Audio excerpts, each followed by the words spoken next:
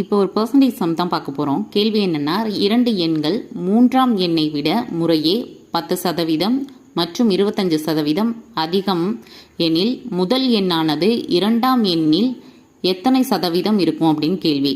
First வந்து 3ஆவது எண்ணை நம்ம ஒரு அசியமாக எடுத்துக்கலாம். 3ஆவது எண்ணை 100ன்னு எடுத்துக்கலாம்.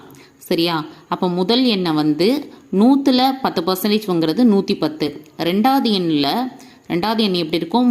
3ஆவது எண்ணில் 25%. அப்போ அது 125% இல்லையா?